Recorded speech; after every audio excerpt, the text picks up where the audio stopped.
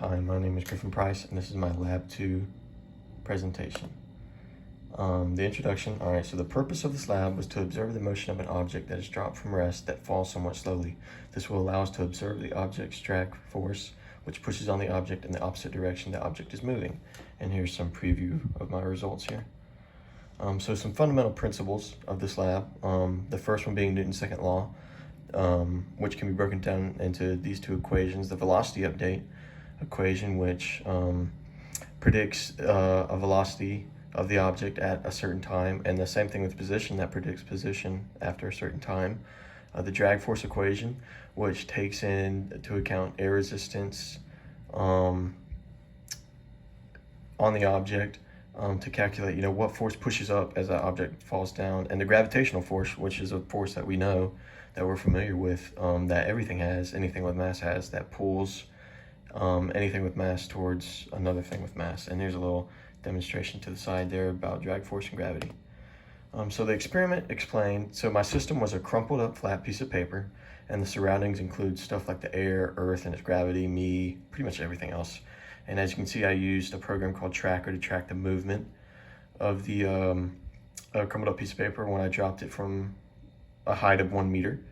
And it gave me a bunch of data points, and we'll talk about that and how it compares to what I computed, which is the next explanation. So my coding explanation is I used a computational model, GlowScript, to calculate predict the position of the object with gravity. And as you can see to the left there, the ball's mass, the time.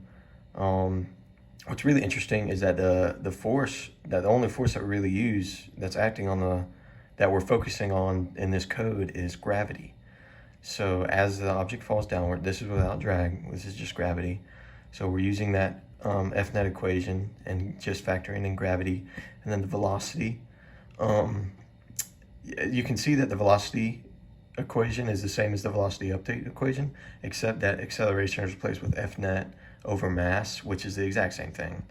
And then the position update is the same as we covered previously, and the top is the graph that the computational model gave me, and that's the graph below is it compared to what Tracker gave me, blue being what the observed data being, and orange being the computational data with no drag. And you can see there's kind of a good discrepancy towards the end, and you're going to see why it fixes itself, which it might be kind of obvious.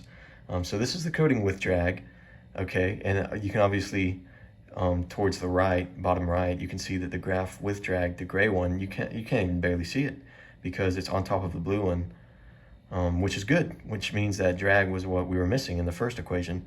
So everything else is pretty much the same, all the initial stuff, except for B. B is your air resistance.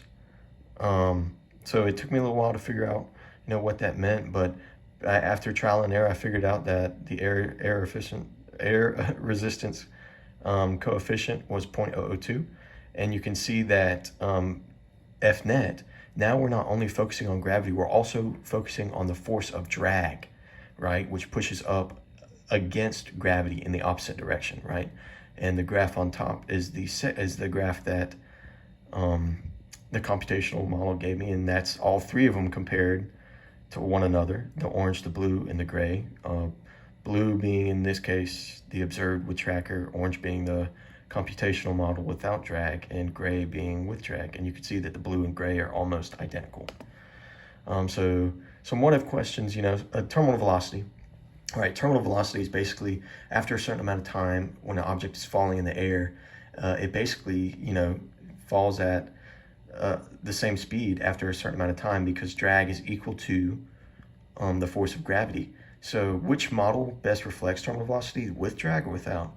And you can kind of see that with no drag, it's very linear, that the velocity stays almost the same throughout this thing. But with drag, you can see velocity kind of slowing down almost to a point where it's gonna, remain and zero out. So I would say that the graph with drag best reflects a point of terminal velocity. Okay, now let's say the object at rest, when you drop it at rest, let's say you don't drop just an object, you throw it, all right?